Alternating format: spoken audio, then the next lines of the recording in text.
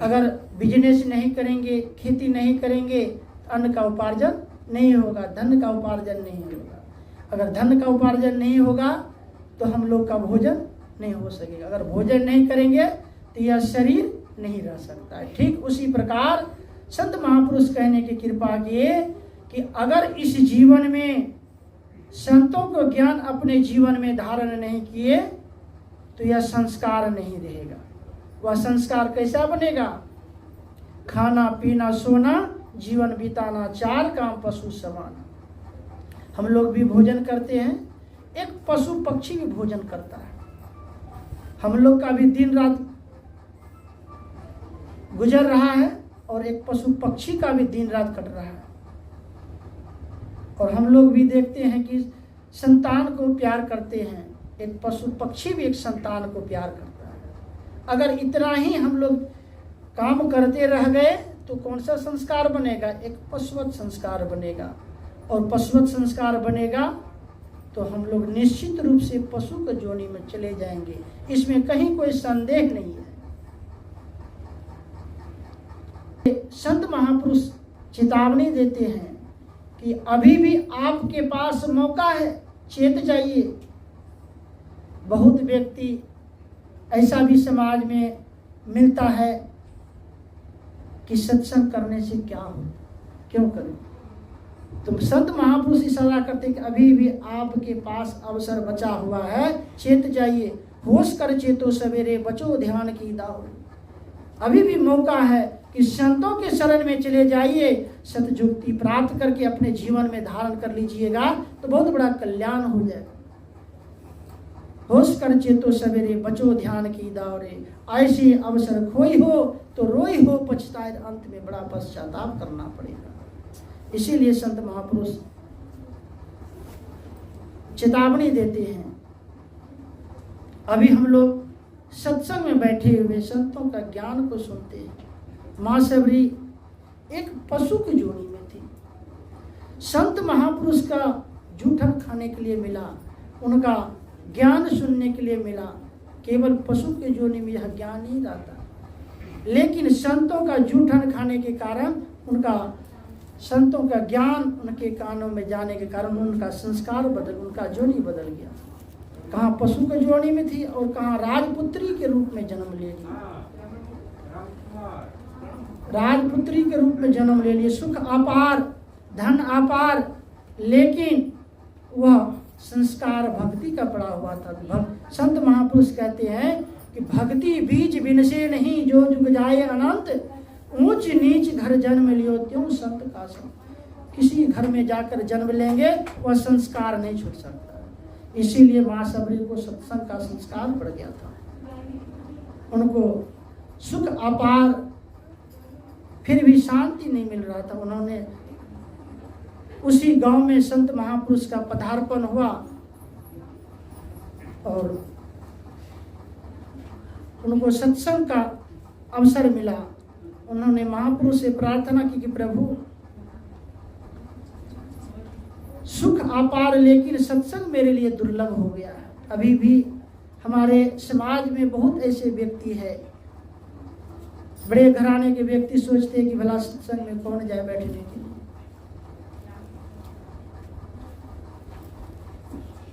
इसलिए उनको सत्संग में जाने से मना किया जाता था। उन्होंने संत महापुरुष से प्रार्थना की कि प्रभु मुझे किस घर में जन्म दे दिए कि मेरे लिए सत्संग दुर्लभ हो गया है।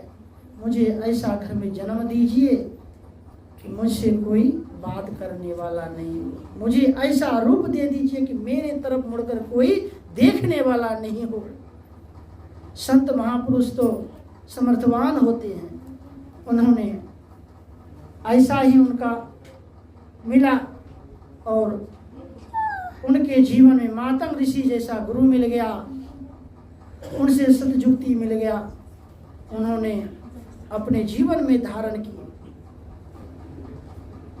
और जब उनका गुरु अपना शरीर त्यागने लगे तो उन्होंने कहा तुम अपना शरीर रखो और यहीं रखकर तुम भजन करो, भगवान तुमको यहीं आकर दर्शन देंगे। वृथा न हो ये देव ऋषि वाणी। जो संत महापुरुष बतला देते वह व्यर्थ नहीं जाता। और उसी क्रम में भगवान राम माँ सीता के हरण होने पर भगवान राम उसी कुटिया में दर्शन दिए। जब भगवान राम दर्शन दिए तो बड़े प्रेम से उनको सिंहासन पर बैठाए, आसन लगाकर बैठाए और उनसे क्या मांगना चाहिए? धन दौलत संपत्ति घर मकान। लेकिन माँ सबरी क्या मांगती है कि प्रभु के ही विधि स्तुति कराऊं तुम्हारी, अधम जाति में जड़ मति भारी। मैं तो नीच जाति का हूँ, मैं आपका भजन किस प्रकार करूँ? फिर आगे कड़ी में कहते हैं कि अधम ते अधम अधम अति नारी, तीन महामय मति मंद अघारी। एक तो मैं नीच जाति की हूँ, उसमें भी मैं स्त्री हूँ, मैं आपका भजन कैसे करूँ? भगवान राम क्या करते हैं? भगवान राम कहने के कृपा किए कि कह रघुपति सुनो भामिनी बाता। माँ सबरी क्या कहती है? अधम रूपा। लेकिन भगवान राम क्या कहते हैं कि कह रघुपति सुनो भामिनी बाता। भामिनी का अर्थ महासुंदरी। कह रघुपति सुनो भामिनी बाता, मानव एक भगति कर नाता। जाति पाति कुल धर्म बढ़ाई, धन बल परिजन गुण चतुराई। भक्ति हीन नर सोहै कैसा, बिनु जल बारिद देखै जैसा। भगवान राम कहने की कृपा किए कि सुंदरी, चाहे कोई धनवान क्यों नहीं हो, बलवान क्यों नहीं हो, वैभवमान क्यों नहीं हो, लेकिन अगर उनके पास एक प्रकार की भक्ति नहीं है, वह मुझे प्यारा नहीं है। कर रघुपति सुनो भामिनी बाता, मानो एक भगति कर नाता। जाति पाति कुल धर्म बढ़ाई, धन बल परिजन गुण चतुराई। भक्ति हीन नर सोई कैसा, बिनु जल बारिद देखै जैसा। भगवान राम कहते हैं कि सुंदरी, वह व्यक्ति संसार में किस प्रकार शोभता है? जिस प्रकार सावन और भादों का मास हो, आकाश में बादल घना घोर छाया हो और बारिश का एक बूंद नहीं हो, किस प्रकार देखने में शोभाहीन लगता है। ठीक उसी प्रकार भगवान राम बता रहे हैं, जो व्यक्ति भक्ति से विमुख रहता है वह इसी प्रकार शोभाहीन लगता है। आगे कड़ी में भगवान राम कहने के कृपा किए कि नवधा भक्ति कहूं तो ही पाही, सावधान सुनो धरो मन माही। जबकि वहाँ किसी तरह का भीड़ नहीं था। माँ सबरी और भगवान राम के पास लक्ष्मण और माता सबरी, फिर भी भगवान राम क्यों कह रहे? सावधान सुनो, नवधा भक्ति कहूं तो ही पाही। मैं 9 प्रकार का भक्ति का वर्णन करने जा रहा हूँ। नवधा भक्ति कहूं तो ही पाही, सावधान सुनो धरो मन माही। लेकिन हमारे माँ बहन जहाँ भी सत्संग में जाएंगे, इधर से उधर गप, ख्याल कहीं। लेकिन भगवान राम इशारा कर रहे हैं कि आने वाले समय में ऐसा व्यक्ति आएगा कि सत्संग में बैठकर भी गप करेगा। इसलिए भगवान राम ने माँ सभी को माध्यम बना के पहले इशारा कर दिए है कि सावधान। इसलिए सावधान किए कि बैठे तो हैं सत्संग में, लेकिन ख्याल कहाँ चिंतन कर रहा है, कोई ठिकाना नहीं। इसलिए भगवान राम पहले सावधान कर दिए, माँ सभी को माध्यम बना के कि सावधान सुनो धरो मन माही। सावधान होकर सुनो। अगर सावधान होकर सुनेंगे, एकाग्र चित्त से सुनेंगे तो ठीक ठीक समझेंगे। इसीलिए भगवान राम ने सावधान किए। सावधान सुनो धरो मन माही, प्रथम भगति संतन कर संगा। भगवान राम ने दर्शा रहे हैं कि प्रथम भक्ति संतों का संग, संत महापुरुष का जहाँ पदार्पण होता है, उनके शरण में जाते हैं तो महापुरुष बतलाते, संत दरस जिमि पातक टरहि। जैसे राजा श्वेत को,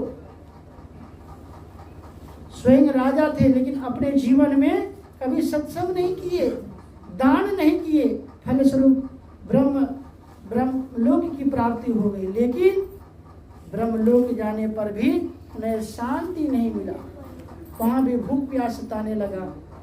उन्होंने ब्रह्मा जी से कहा, ब्रह्मा जी ने कहा यहाँ तो किसी को भूख प्यास लगता ही नहीं है। ऐसा लगता है कि आपने कभी जीवन में सत्संग नहीं किया है, अपने जीवन में कभी दान नहीं किया है, इसी फलस्वरूप आपको भूख प्यास सता रही। आप अमुक सरोवर जाएं और वहाँ आपका मृत शरीर सुरक्षित पड़ा हो, उसे कुछ नहीं खाया। देखते हम लोग संसार में किसी का देहांत हो जाता, क्या करते हैं? किसी को जलाए, किसी को ऐसे नदी में फेंक देते। तो भगवान राजा श्वेत को ब्रह्मा जी ने कहा, जिस शरीर को आपने छोड़कर आया है उस शरीर को कुछ नहीं खाया तो सुरक्षित है, जाइए उसी का भोजन कीजिए। राजा श्वेत ने कहा, यह भोग मुझे कब तक भोगना पड़ेगा? ब्रह्मा जी ने कहा, जाइए, संत का दर्शन होगा, आप इस भोग से मुक्त हो जाइएगा। संत दरस जी में पातक टरहि, संत महापुरुष के दर्शन मात्र से बहुत बड़ा पाप का विनाश हो जाता है। इसीलिए संत का दर्शन हुआ, उनका भोग मुक्त हो गया। इसीलिए भगवान राम ने प्रथम भगति संतन करे संगा, दूसरी रति मम कथा प्रसंगा। दूसरी भक्ति जो हम लोग सत्संग में सतग्रंथ का पाठ करते हैं, उसी का संत महापुरुष व्याख्या करके समझाते हैं। तो जब हम एकाग्रचित्त से बैठेंगे तभी ठीक ठीक समझ सकेंगे। तो इसीलिए भगवान राम ने पहले माँ शबरी को माध्यम बना के दर्शा दिए कि दूसरी रति मम कथा प्रसंगा, तीसरी भक्ति अमान।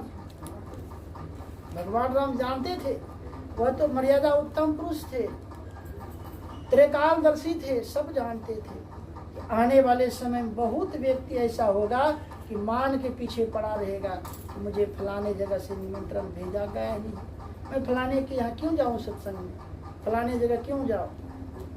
भगवान राम जानते थे, इसीलिए भगवान राम ने दर्शाए कि तीसरी भक्ति अमान। जहाँ भी हम लोग सत्संग में जाएं, मान रहित तो होकर, मान हो अपमान हो दोनों सम करी जाने, चाहे जमीन पर बैठना पड़े या बिस्तरा पर बैठना पड़े, कोई मान नहीं रखना। हमको करना क्या कि संतों के ज्ञान को सुनना है। अगर एक वाणी को समझ करके अपने जीवन में उतार लेंगे तो हमारा जीवन निहाल हो जाएगा। निहाल का मतलब अन्य जोनि में नहीं जाएंगे, फिर मानव कहीं शरीर मिलेगा। इसीलिए भगवान राम ने दर्शा रहे कि तीसरी भक्ति अमान, चौथी भगति मम गुणगन करई कपट तजिगान। हम लोग जब सत्संग में जाते हैं, संतों का ज्ञान को सुनते हैं तो मन में चेत होता है। संत कबीर साहब ने कहने की कृपा की कि मैं तो आन पड़ी चोरन के नगर, सत्संग बिना जिया तर से। इस सत्संग में लाभ बहुत है, तुरंत मिलावे गुरु से। गुरु किसे कहते हैं? गुरु नाम है ज्ञान की शीश सीख ले सोए, ज्ञान मर्याद जाने बिना गुरु शीश ना। जब हम सत्संग में बैठते हैं तो संतों के ज्ञान को एकाग्रचित्त से सुनते हैं, तब समझ में आता है कि यह हमारा जीवन व्यर्थ ही जा रहा है। अगर इस जीवन में हम लोग संतों के ज्ञान को नहीं धारण करेंगे तो यह इतना अनमोल जीवन व्यर्थ चला जाएगा, फिर हम अन्य जोनि में चले जाएंगे। तो मन में चेत होता है कि अब समय हमारे व्यर्थ नहीं बीतना चाहिए। फिर संतों के शरण में जाकर उनसे सतयुक्ति प्राप्त करते हैं। तीसरी भक्ति अमान, चौथी भगति मम गुणगन करई कपट तजिगा। तो जब दीक्षा लेने के लिए जाते हैं तो मंत्र बताया जाता कि मानस जाप, मानस ध्यान, दृष्टि, योग की क्रिया करने के लिए। चौथी भगति मम गुणगन करई कपट तजिगान। वह जो मंत्र बताया जाता है कि उसको विश्वास पूर्वक अपने जीवन में धारण करेंगे, उतारेंगे। ये नहीं कि तो बतला दिया गया करे कि नहीं करे। फिर हम लोग जैसे नदी में देखते हैं कि कई नाव लगा हुआ रहता है। किसी व्यक्ति के ने सोचा हमें नदी पार करना है, 2 नाव लगा हुआ है। ऐसा करते हैं, एक पैर इस नाव पर रख देते हैं, दूसरा पैर दूसरे नाव पर रख देते हैं। किसी अगर एक अगर बुड़ने लगेगा, दूसरा पर तो बच जाएंगे। ऐसा आगे जैसे बढ़ते क्रम से दोनों नाव फैलते जा रहा। अंत में क्या हुआ? अब मन में हो रहा कि इसको छोड़े कि इसको छोड़े। अंत में क्या हुआ कि दोनों तरफ रह गया, हम बीच में ही धराशायी हो गए। इसलिए जो भगवान राम चौथी भक्ति के माध्यम से बतला रहे हैं कि चौथी भगति मम गुणगन करई कपट तजिगान। मन में जो अनेक तरह का ख्याल विचार सबको हटा करके उसको विश्वास पूर्वक जपेंगे। एक मंत्र जप में कितना बड़ा शक्ति है। जब अर्जुन माता कुंती ने दुर्वासा ऋषि को बहुत सेवा की तो संत हृदय नवनीत समाना बतलाते, संत का हृदय कैसे होता, मक्खन के समान। मक्खन जैसे दूध से मक्खन करके क्रीम मक्खन निकालते हैं और उस मक्खन को अग्नि के ताव देते तभी पिघलता है। लेकिन उससे भी मुलायम संत का हृदय बतलाते हैं कि संत जब दया करते हैं तो समझ लीजिए कि हमारा जीवन उद्धार हो जाता है। तो उनके सेवा से प्रसन्न होकर के दुर्वासा ऋषि ने उन्हें मंत्र बता दे कि जाओ पुत्री, इस मंत्र का तुम जप करना और जिस दिन तुम्हारा यह मंत्र सिद्ध हो जाएगा, जिस देवता का आह्वान करेगी वह देवता तुम्हारे सामने प्रकट हो जाएगा और तुम्हें पुत्र रत्न प्राप्त होने का आशीर्वाद मिल जाएगा। उनके मन में विश्वास हो गया कि वृथा न होई देव ऋषि वाणी। संत महापुरुष का वचन वृथा नहीं जा सकता। उन्होंने विश्वास पूर्वक जप की, बहुत समय तक जप की। एक रोज उनके मन में हुआ कि मैं इतने वर्षों से जप कर रही हूँ, आज मैं देखती हूँ कि मेरा जप सिद्ध हुआ या नहीं। सुबह का समय था, सूर्यदेव का जल चढ़ाए और जैसे आह्वान किए कि सूर्यदेव प्रकट हो गए मनुष्य शरीर धारण करके। और सूर्यदेव ने कहा कि पुत्री तुम मुझे याद किया। माता कुंती ने कहती कि प्रभु भगवान, मैं आपको आशीर्वाद के लिए याद नहीं किया, मैं तो यह देख रही थी मेरा जप सिद्ध हुआ या नहीं। सूर्यदेव ने कहा संत का वचन मिथ्या नहीं जा सकता, तुम्हें पुत्र रत्न प्राप्त होगा। ठीक उसी प्रकार हम लोग को जो मंत्र मिला है कि अति पावन गुरु मंत्र मन ही मन जाप जपो, उपकारी गुरु रूप को मानस ध्यान थको, वो अति पवित्र मंत्र है, उत्तम मंत्र है। अगर उस मंत्र का हम लोग जप करेंगे, जैसे हम लोग भोजन बना रहे हैं सुमरन कर रहे हैं, रास्ता चल रहे हैं सुमरन कर रहे हैं, कहीं सफर में जा रहे हैं मुख से सुमरन कर रहे हैं। भगवान कृष्ण ने अर्जुन से कहा कि अर्जुन युद्ध मैदान में, भगवान कृष्ण ने अर्जुन से कहा कि अर्जुन युद्ध भी करो और सुमरन भी करो। क्यों? युद्ध मैदान में सुमरन करना आसान नहीं। सैकड़ों व्यक्ति का वार और उनसे बचते हुए फिर उन पर यह वार करना, इतने कठिन काम करने के समय भी भगवान कृष्ण ने क्यों कहा अर्जुन युद्ध भी करो और सुमरन भी करो। वह तो युद्ध मैदान में था, भगवान कृष्ण सब कुछ जानते थे। लेकिन भगवान कृष्ण ने सोचा यह तो युद्ध मैदान में है, कब विनाश को प्राप्त हो जाएगा कोई ठिकाना नहीं है। इसलिए जब यह सुमरन करेगा तो हमारे गोद में बैठा देगा और हमारा गोद में रहते हुए इसका कोई कुछ नहीं बिगाड़ सकता। इसीलिए भगवान कृष्ण ने अर्जुन से कहा कि अर्जुन युद्ध भी करो और सुमरन भी करो। जब अर्जुन युद्ध मैदान में सुमरन कर सकता है तो हम लोग क्या करें, भोजन बना रहे माँ बहन सुमरन कर सकते हैं, रास्ता चल रहे हैं सुमरन मुख से कर सकते हैं, सफर में जा रहे हैं मुख से सुमरन कर सकते हैं। संत महापुरुष ने कहा कि सुमरन से सुख होता है, सुमरन से दुख जाए, कहा कबीर सुमरन किए साई माही सुमरन। सुमरन से बहुत बड़ा सुख का प्राप्ति। इसीलिए हम लोग भी उस मंत्र का अगर विश्वास पूर्वक जपते रहेंगे तो जिस दिन मंत्र सिद्ध हो जाएगा, गुरुदेव का आह्वान करेंगे, गुरुदेव दत्त का दर्शन हो जाएगा और हम लोग का जन्म जन्मांतर का कल्याण हो जाएगा। इसीलिए भगवान राम ने करने की कृपा किए कि चौथी भगति मम गुणगन करई कपट तजिगान, मंत्र जाप मम दृढ़ विश्वासा। जो मंत्र मिला है मानस जप करने के लिए उसको दृढ़ता पूर्वक जपेंगे, उसको दृढ़ता पूर्वक जपेंगे,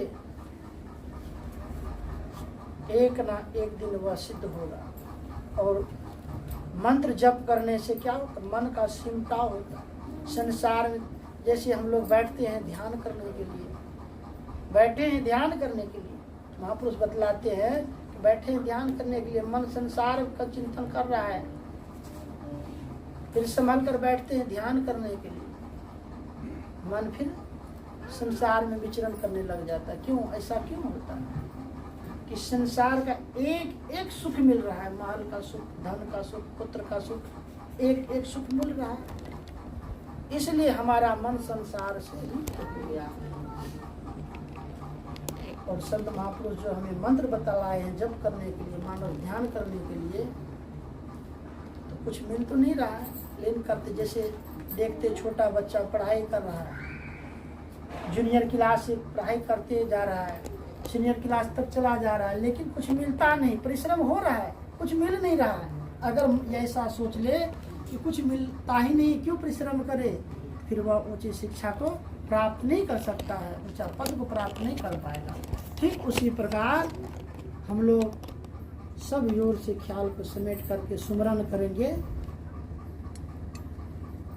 तो मन का सिमटाव होगा, मन का सिमटाव होगा तो मानस ध्यान करने में मन लगेगा। जब मानस ध्यान करेंगे, जब महाभारत का युद्ध का समापन हो रहा था तो भगवान कृष्ण ने पांचों भाई पांडव से कहा कि राक्षस बहुत बड़ा बलवान है, अगर तुम में से कोई उसको संहार कर सकते हो, जाकर उसका संहार करो। किसी ने स्वीकार नहीं किया क्योंकि वह बहुत बड़ा बलवान राक्षस था।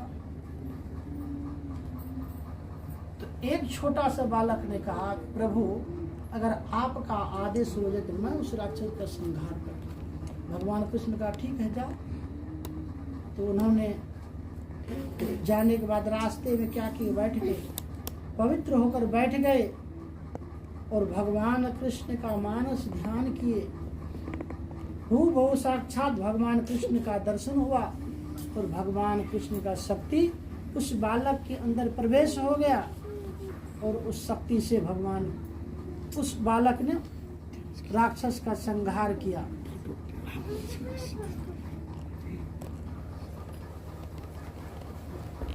जब बालक वह लौटता है तो भगवान कृष्ण ने पूछा कि राक्षस तो बहुत बड़ा बलवान था, कैसे संहार किया?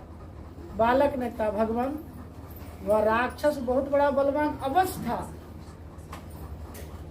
लेकिन किसी से वह राक्षस का संहार नहीं हो सकता था, लेकिन आपका शक्ति जिसके अंदर प्रवेश हो जाएगा उसी शक्ति से राक्षस का संहार हो जाएगा।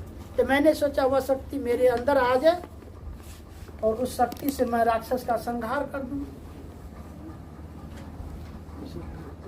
इसीलिए मैंने जब यहाँ से भगवान कृष्ण तो जानते थे, लेकिन पांचों भाई पांडव का भ्रम दूर करने के लिए उन्होंने कहा दृष्टांत देकर समझाओ।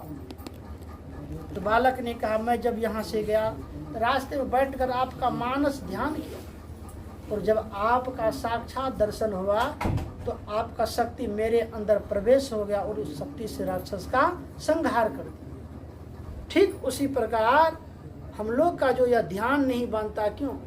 अनेक जन्म जन्मांतर से वह राक्षस प्रवेश है। इसीलिए काम क्रोध लोभ मोह ईर्ष्या द्वेष छल प्रपंच रूपी राक्षस प्रवेश है।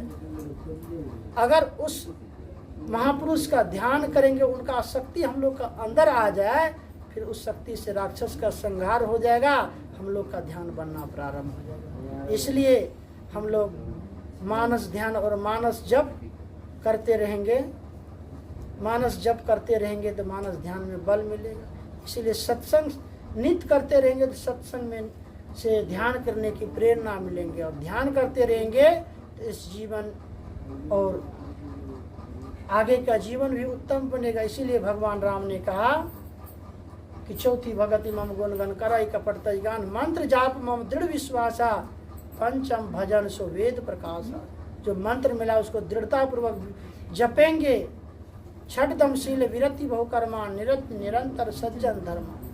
सातम संग मोहि मैं जग देखा मोते संत अधिक कर लेखा। भगवान राम ने कहा कि मुझसे भी अधिक करके संत को मान। इसलिए कि भगवान राम भी संतों के शरण में गए हैं, भगवान कृष्ण भी संतों के शरण में गए हैं। इसलिए भगवान राम ने कहने की कृपा की कि सातम सम मोहि मैं जग देखा, मोते संत अधिक कर लेखा, आठम जथा लाभ संतोषा, सपन हूँ नहीं देखा ही पर दोषा। भगवान राम करे कि प्राय का दोष नहीं देखना चाहिए।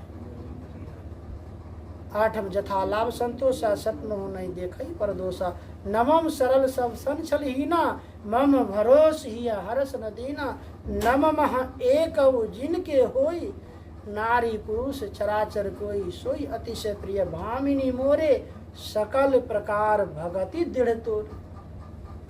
जिनके पास एक प्रकार के भी भक्ति हो वह मुझे अतिशय प्रिय है। तुम में तो सब प्रकार की अटल भक्ति है। नमः एक जिनके होई, नारी पुरुष चराचर कोई। सोई अतिशय प्रिय भामिनी मोरे, सकल प्रकार भगति दृढ़ तोरे।